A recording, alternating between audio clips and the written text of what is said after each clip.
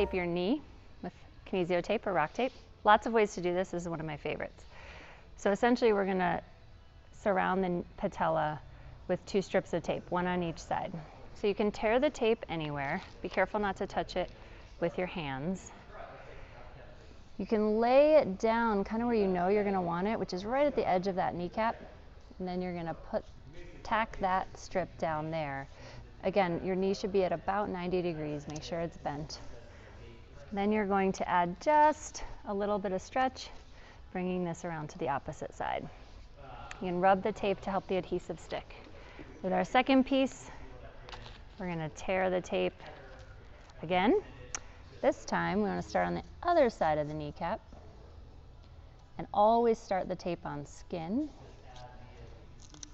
And wrap it again right around the kneecap, knee bent around 90 degrees. Pull that all the way up your quad, rubbing that to help the adhesive. Our last piece, we can tear that right down the middle. Again, try not to touch the tape, and finding the bottom of your kneecap and add a little bit of stretch, pop that on right there, and we're not going to stretch the ends. We're just going to lay those down. Now we have a nice compressive knee tape job that should last you about 4 or 5 days.